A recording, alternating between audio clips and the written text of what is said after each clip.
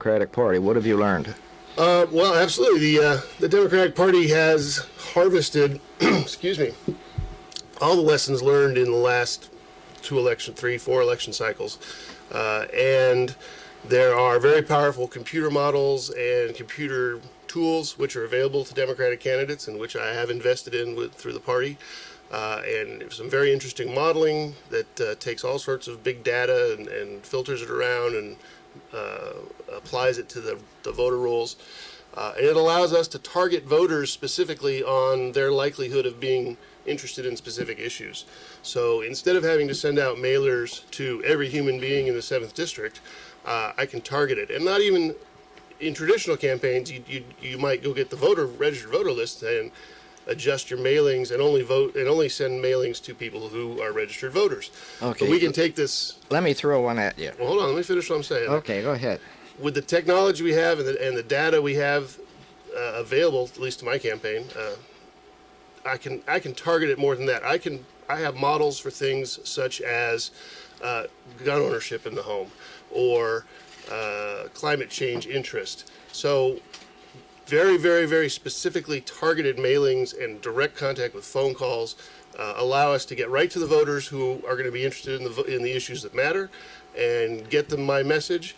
And then the efficiency is that saves you all sorts of money because you don't have to send out mailers to everybody. You don't have to call everybody with a robocall. Benton County has 16,600 residents. 11,000 of those are registered to vote. How many do you think voted in the last primary election? Oh, I'm not really sure, but I know that your last turnout in an off-year federal election at the general election was at 47% for Benton County. Now, in an off year, now this that would have been 2010. Well, I'm going to have That's to your go general. back. I think the best we have been doing over the past half dozen years was somewhere in the neighborhood of 20%. In the primary, No, the primaries are definitely lower. I'll give you that. I'm talking about the general election year. November elections was 47% in 2010. Yes, this last primary you had another. Again, primaries are very low, and especially when we've added in, when Tennessee runs two separate primaries, so there's a primary for city and local, and then in August, that's their general, and then the primary. So then you end up with three elections because you have a primary in May, a primary/general in August, and then the general in November. I speak to voters all over 7th District, people involved in politics, people who say they're political junkies, and they say, oh, when's the election? And if you're lucky, they know that November is election season, but it's very hard to get people aware that there was a May primary in many counties and that August is another primary/general for. I hate to feel your pain. I hate to admit this in public, but I am so frustrated with the failure of the voters to turn out, particularly in Benton County, that I began asking myself the question, well, what can we do to encourage them to turn out? And one of the ideas that came across my mind is, well, maybe we can pay them $5 per vote if they show up and vote. That won't work. That would work, but you know what would work is if your local party started to talk to, say, some of your merchants and local retailers and stuff, and offered, say, 10% off on your purchase with a voter registration receipt. So just like you see people walk around with stickers that says "I gave blood," reward somebody. Hey, did you vote today? Yeah, all right. Well, here, have a free dessert or something like that. That's a good idea. You can't make it a quid pro quo, but you can certainly you can offer them the opportunity to incentivize things. Okay. But now back to your question: How do we encourage people to vote? Again, your county party, your Democratic county party, which is who I'd like to encourage to vote, they have access to a lot of this same data. So, it may be time for the county parties to step up and sort of run a get out the vote call plan during the lead up to July-August election and again in November. Now, we got that finished in 12 minutes. That was the first part of it. What's the most important issue that is facing the 7th District?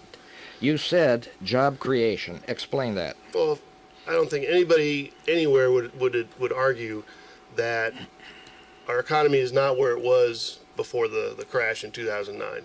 So getting people back to work, getting people back to work for a living wage, getting people back to work at the levels that they were employed and at the level their wages were back in 2009.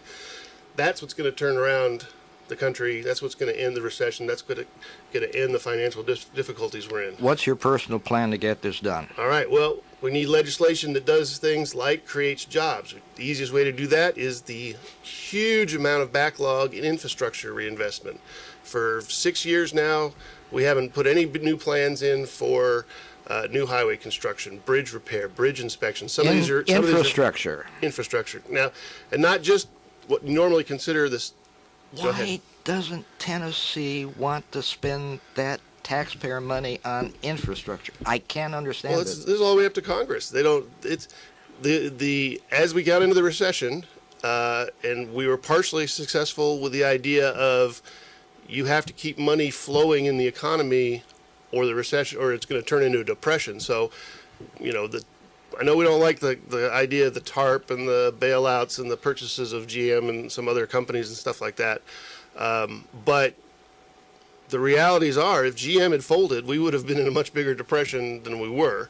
But even though even though those things were allowed to happen, we still radically cut investment in things that we decided we could put off, like maintaining our bridges and roads, investing in broadband and data systems into the rural communities. Dan, I'm smiling at you because we failed to take care of the overpass bridge over Interstate 40 at the 133 exit, and guess what we've just done? We've torn the whole thing out and replacing it. Exactly. That's taking good care of infrastructure, huh? Well, that's the problem. If you put off your preventative maintenance, you put off your maintenance, then you end up with larger expenses down the road anyway. So it's not even cost effective to delay that money. And another thing about the money that you put into infrastructure, you say, oh, well, we don't have $100 million to repair roads. Well, if you put $100 million into repairing roads, that pays $100 million to employers who hire people, and maybe only $50 million of that turns into direct wages for guys slinging asphalt, but the other $50 million that went into that company is money he can buy capital improvements with. He can buy, the company can now buy new bulldozers. Well, guess what? Then the bulldozer company makes money. And when the bulldozer company is selling more bulldozers, he has to hire more bulldozer makers. So $100 million of the government spending on roads and infrastructure is never $100 million that's just burned up, like putting a match to it, like fighting a war, in Iraq or something like that. That money you'll never see again. But $100 million investment in roads is $100 million that is people's wages, that is capital investment, which turns into more people's wages. And all those wages turn into tax base, which then comes back and, again, helps the deficit. And if you don't take care of the roads continuously, you're going to have to spend that $100 million later on. Or you just let it fall apart, and we end up living in a third world country. And we let China take over our manufacturing base while they invest in their infrastructure. I learned something that probably I should have known, but I was not fully aware of this past week. Let me put my glasses on so I can read from my notes. Some of the lowest hourly wages are being paid to workers in the 7th District by two giant employers: Walmart, McDonald's. Okay. Now, many of these employees in the lowest brackets, they can't afford health care. They don't qualify for extension into Medicaid. So what they do is to use food stamps and use health care that they can't pay for. You know how much this costs the taxpayers in Tennessee? It's estimated every Walmart store in Tennessee costs the taxpayers almost $900,000 annually. So that's almost $1 million per Walmart store in taxpayer subsidies. Well, I understand that for Tennessee, it's more like $1 billion for all of the stores. Yeah. Same thing with McDonald's. Yeah. Now, my question to you is, should McDonald's and Walmart expect the taxpayers of Tennessee to pay their underpaid workers from the tax rolls, or should our government send a bill to Walmart? See, that would be a nice way to do it, and that would be, in a perfect world, we'd pass a law that says every employee who files for benefits, we're gonna pass those right back to the company that's employing them at a low wage. This is why the fight for the minimum wage is so important, and why you see it in Congress right now. You see virtually every candidate in Tennessee that's interested in things like the economy is advocating for higher minimum wage. Again, 900,000. When you walk up to a Walmart store, if you just look at the front of it and say, "Wow, $1 million of my tax money went into this store every year, so that the Walmart can continue paying workers a low enough wage to generate enough profits, so that the 6 Walton children can make their billions of dollars a year," that basically is welfare. Now, we keep talking about we got to cut welfare, and let me put it this way: if you want the Democratic answer to the minimum wage, then you raise the minimum wage so that human beings can earn enough money to live. It needs to be the minimum it takes to live. You need to work 40 hours a week. You need to take home enough money where you can feed your family, put a roof over their head, afford health care, all the necessities of life. If you're not getting paid that, then you're not getting paid the minimum. The minimum wage needs to come up. Now, that's the Democratic answer. Let me give you the Republican answer, because it's the same answer. The Republican answer is you need to increase the minimum wage because we want to cut our food stamps expenditures. If you want to spend less on food stamps, if you want to spend less on health care subsidies, then we need to have more workers who are making enough money to get off of the government benefits.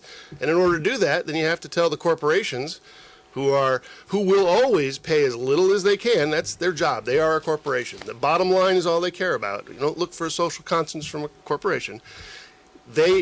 You have to change the model and say you have to pay them a living wage because we need to get them off the rolls because we're going to save money on welfare. So the Democratic answer, Republican answer, it's the same. We need a higher minimum wage. Dan, we have a minimum fiscal policy at this radio station.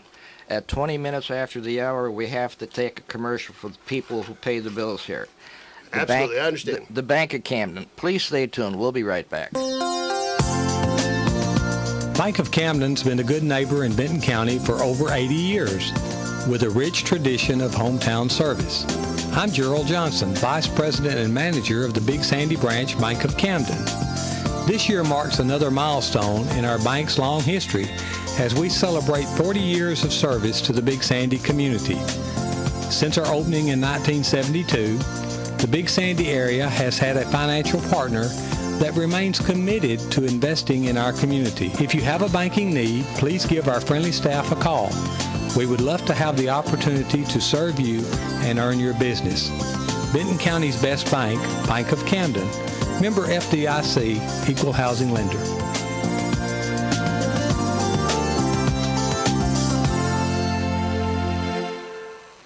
We're back again. My guest this morning is really a continuation of an interview that I held on May the 10th. When I was looking through my notes, I said, I don't really know what Dan Kramer is all about. So that's why I've been getting into some issues that are more comprehensive. I'm drawing Dan out on some points, and I think he's doing an excellent job in responding to them. Well, listen, we've gone through 22 minutes. We're going to talk about corporate tax inversion practices. That's another word that I learned this week, tax inversion. Let me tell you what that means. American corporations, when they were running their business exclusively in the United States and the Congress saw that many of the things that were being made here should be on the world marketplace.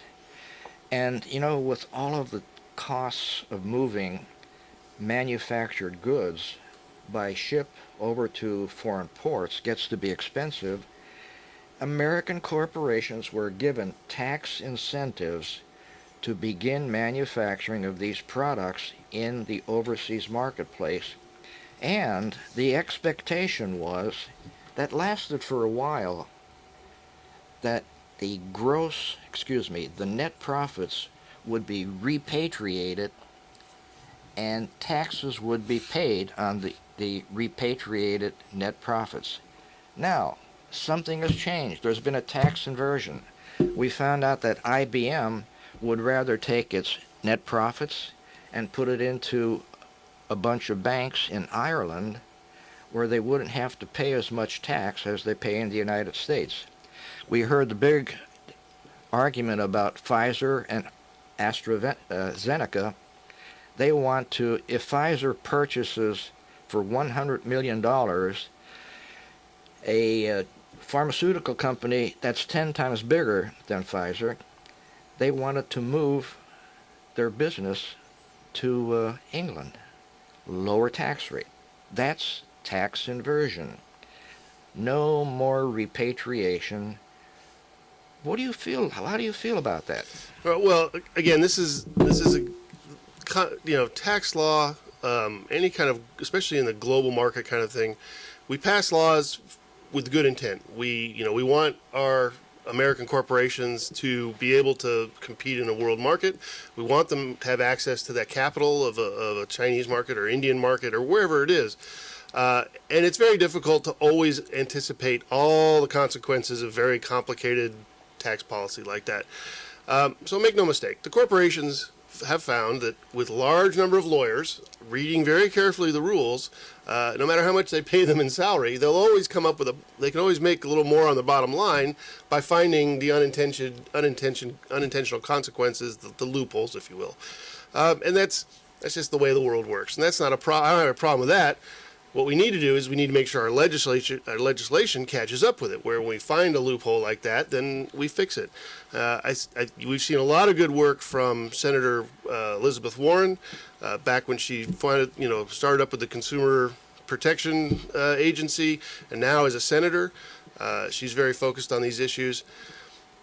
Again, a corporation is an entity designed to make money. They do it very well. They're a necessary part of a capitalist society. I'm not anti-corporation, but a corporation is only there to make money. So if there is an opportunity to make money by not paying taxes, or if there's an opportunity to make money by not paying a living wage, then they're going to take it. And it's government's job. You hear people rail all the time about, I'm getting to the point here, just a sec, I can see your face. People rail all the time about big government intruding into business. Well, I'll tell you, and this is Teddy Roosevelt said this, government is the control on the unbridled power of capitalism and of the corporation. In the founders of the Constitution, the government power was the problem because it came from the church or it came from divine monarchy, and the citizenry and our form of government was the control on that divine or that centralized monarch type power. But in today's age, the power comes from the accumulation of capital in the hands of corporate power. And now the government is the check on that power. If you think there's any way that ExxonMobil would ever clean up a beach if there wasn't government regulations or government penalties, then you're living in a fantasy land. So the government has a role, corporations have a role, and it all fits together. And right now, the government's a little behind in catching up on the problems we have with, like you said, tax inversion, corporations moving tax overseas. I have a very simple solution for this. You'll hear it come out of Congress's mouth. It has all this year. They're talking about they want a tax holiday. They want to give all the corporations who've kept their money overseas and haven't moved it back because they didn't want to pay U.S. tax rates on it, we're going to lower the tax rates for them for a little bit so they can all flood their money back at a nice low tax rate, and then it'll all be repatriated. And I think we should do exactly the opposite. What we should do is give them a grace period, 1, 2 years, 3 years, whatever it is, and say, in this time frame, move your money back, pay your taxes, all is forgiven. And after that grace period's over, then we start incurring surcharges. And you say, now you start, if you're going to repatriate your money after this date, you can start paying extra 10% or 20% or 30%. And then they'll move their money back. When it becomes an economic benefit to do what they're supposed to do, repatriate their money, pay their American taxes, they'll do it. If you keep talking about giving them a tax holiday, they'll never do it because they're going to wait for that tax holiday. And that's ridiculous. You don't reward poor behavior. If your dog pees on the rug, you don't praise him. You praise the dog when he scratches the door and wants to go out. When you have a child, you don't teach them how to be good citizens by continuing to reward bad behavior. You ignore it, or you give praise when they do the right thing. And that's what we need to do. Bad behavior. banks in Switzerland have been exerting bad behavior, and it finally caught up with them this past week or two. Citizens have been hiding their money in Swiss banks, and all of a sudden the U.S. Treasury found out. Did you just want to make me mad this morning? Okay, I'll talk about this. No problem. Go ahead. Okay. They hit the Swiss banks, I believe it was for $260 million. Yeah, the bank's going to pay a fine. Okay, so this is important this year. This week, Bank Suisse agreed to a plea bargain. It's the first large one of these bank problems that came out of the financial collapse. Credit Suisse. Credit Suisse, there you go. It's the first one of these companies that is actually willing to accept in their plea bargain that they are criminally what do you want to call Involved. it? Yeah, so they're actually taking a criminal charge, whereas all the other ones have negotiated away any criminal charges and just agreed to pay fines. But Credit Suisse has said, okay, we're going to admit that we behaved in a criminal act. However, in exchange for that, what they were given was they're going to pay a fine, which represents maybe 2 days worth of their profits. They don't have to give up the list of all the Americans who have been evading taxes, and they're still able to do business in the United States. And when I listened to this on the radio, I was furious. And I can't understand how anybody who says we need, anybody who's has any kind of fiscal conservative nature, who thinks people who are hiding their taxes should have gotten a pass because this one corporation was willing to admit that they were criminally wrong, although they admitted to a criminal act, in exchange for that, they had no penalties for the criminal act. Yeah. Now they paid a civil penalty. They're not giving us the names of the people who are hiding their taxes. In my opinion, the Justice Department should stop making these deals. They should have told Credit Suisse, you know what? That's it. You're not doing business in the United States. Go away. I don't care if you collapse. We'll pay your employees their salaries for 2 years, and let this be a warning to any bank that decides to do that. This is not the first time they did this. We had another bank that admitted to laundering money for Iran and narco-terrorists, and they didn't even have to admit criminal liability. We've got Ridiculous. 15 minutes left to discuss health care and Only education. 15 minutes? Oh, we can cover that too. Right. And get world peace in there too while we're at it. ACA, what's your take on Affordable Care Act? Is it good or bad? Oh, how can anybody think that a sweeping law that provides health care to millions of people who didn't have it before is a bad thing? How can anybody look at a law that is lowering insurance premiums overall, it's costing the government less than it was planned to, has enrolled more people than they'd hoped for, and say it's a bad thing? Well, they fouled up when they were introducing it. Oh my God, they That couldn't was get a bad. computer system to work. Okay, Yeah. look, I installed Windows 7 and I got a week of headache ahead of me. So, I think we can all relate to the idea that, when you run a new software program, one that's going to talk to 100 million people, a bug or two is going to be expected. But I think the ACA is the most transformative legislation we've seen since the New Deal. It will, within a very short time, be embraced and loved and defended in the same way that almost all Americans think about Social Security and Medicare. What gives with our Congress? I think Marsha Blackburn was involved in one of these 51 votes to unfund the ACA. Congress will get together and vote on stuff all the time, and yes, it costs money, but they also vote to make the dogwood the official tree of Virginia, and they vote to make John Smith Day and stuff like that. So there's lots of things Congress votes on that are just demonstrations or just messages of support. That doesn't bother me. What bothers me is when they shut the government down. We have John Boehner standing up there saying, well, we're shutting the government down because we want to defund ACA, the American Affordable Care. We want to take people's health insurance, and we're so adamant about making sure they don't have health insurance, we're going to shut the government down. We're going to cost the American economy $24 billion. Oh, and by the way, so we stood to our guns and we took the big bite of the crap sandwich, but we didn't actually get what we wanted. So it accomplished absolutely nothing except just punished people. And so we punish Americans, we punish the economy because we don't have the opportunity to punish people who now have health care. It's ridiculous. I don't understand how any person with a conscience or a moral center can understand anything that's being done by the Republican Party right now. Look, if you wanted to fix the law, put in some recommendations. There's obviously fixes that need to be done. There's obviously legislation that can move forward because we can all see that there's glitches that need to be fixed. But this banging your head against the wall over and over and over just to spite the American people is just ridiculous. Okay. The second and probably greater problem in my mind is the differentiation that we see between Republican states and Democratic states for expansion of Medicaid. The federal government offered all 50 states a holiday for a 3-year period of time if they would expand Medicaid to increase to include all of those who did not have Medicaid insurance. Now in Tennessee, that amounted to $1.4 billion for a 3-year period of time. There's still 2 more years to go. 19 other states are behaving like Tennessee. They will not expand Medicaid, but there are a half dozen Republican states like Illinois, New Jersey, Kentucky? Florida, Kentucky.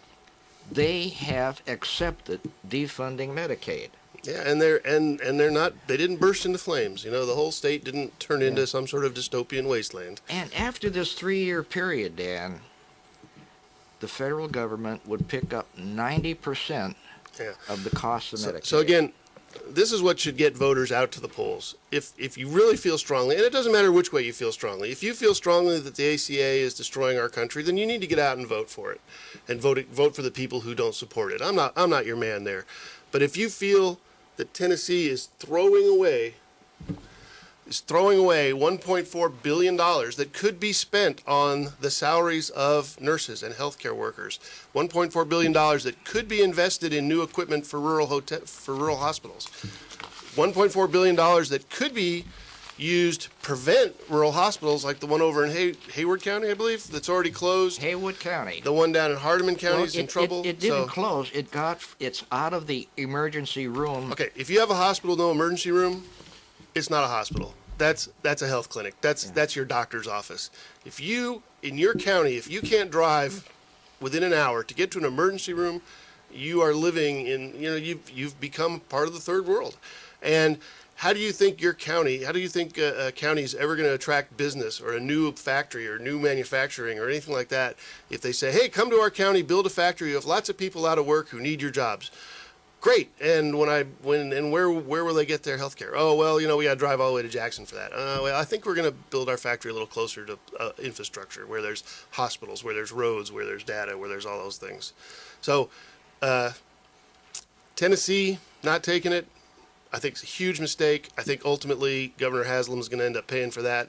I hope that Tennessee representatives are going to pay for it at the polls this time, and we get some people in there, because the legislature's trying to hamper the governor. Even if the governor could cut a deal on expanding it, the legislature's hampered him with that. That's a separate story that I think our listeners have to understand. And you need to talk to some state representative candidates out there. It was an executive decision by the governor to accept and expand Medicaid. Now, to Governor Haslam's credit, I believe that he sees the need for it, because he has for a long time been talking about, well, we don't want to take it as is. We want to, because we already have TennCare. But he doesn't want to tell us what he's doing, what he offered the government. I understand that, but he is making headway in that he is saying, well, we have TennCare, and we're operating under a waiver for Medicaid for TennCare already. We want to expand it, and we want to run it ourselves. I think he's smart enough to see that he needs to expand it. He needs to get involved in it. And now it's kind of a face-saving thing where he said, well, he wants to be able to say, we got it, and we got it under our terms, which is all right. But as long as we get it, that's what's important. Well, do you see what Lieutenant Governor Ron Ramsey has done?